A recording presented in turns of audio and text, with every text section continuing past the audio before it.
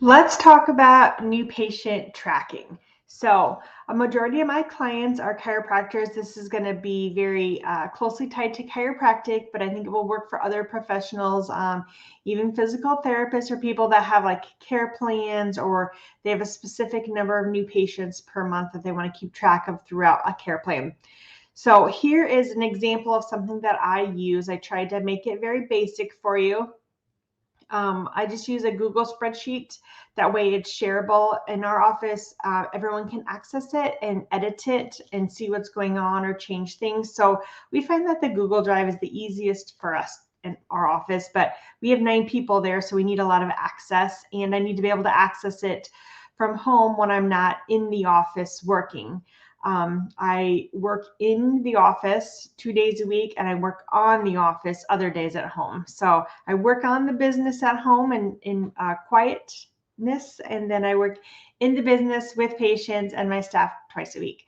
So our new patient tracker is, like I said, great to be able to access anywhere. So obviously name who referred them. In our office, we really like to thank people that referred in. Oftentimes it's like a friend, family member, or another provider. So I like to put that in there. And then whether or not we sent the thank you card, I find that we lose track of who's doing it, even if it's one person's responsibility. Like, what if they were on vacation and I was filling in for the office manager and I needed to do all her tasks? So I needed to know, like, was that card sent or the gift card sent? Or if it's a provider, a lot of times we send more than just a card. A lot of times we send a little report about everything we found. So, what was sent? The date of their first visit, and then I like to see the date of their second visit because I also want to know, are they coming back right away? And I like to keep track of if, for instance, a new patient dropped out of care, like when did they do it? And I want to see like what kind of care plan they were on, because as you know, as a chiropractor, if we don't see them enough, sometimes they fall off of care because they don't see the results right away. And I want to like track that and know there's a lot of things you can decipher and infer from looking at the statistics in a tracking sheet like this. So we got the visits and then care plan. I like to know if I recommended a 12 visit care plan, that they have scheduled 6 out of 12 visits. In an ideal world, I would prefer all 12 scheduled. So we pre-schedule everyone and then just edit it as needed later. And then I like to know, if I recommended a re-exam, when those are scheduled. So I want like the date of it too. And then I have a column for if they dropped care, why. Again, I like to see why that is.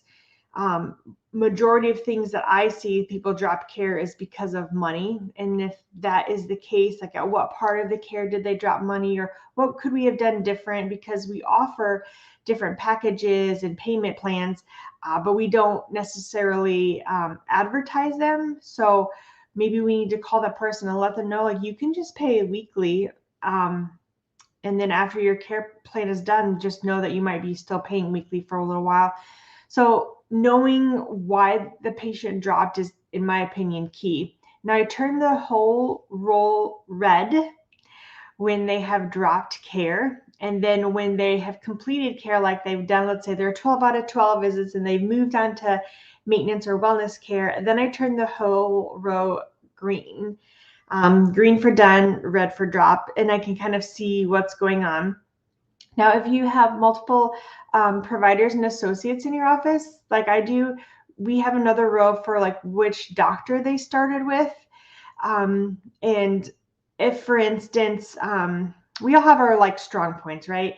So some doctors are better at, introducing a care plan, the why behind chiropractic, the follow through with it, especially for a new patient that doesn't know anything about chiropractic care. And some doctors aren't. I know I've been guilty of rushing through everything about chiropractic because I just want to get my hands on them and get started with them.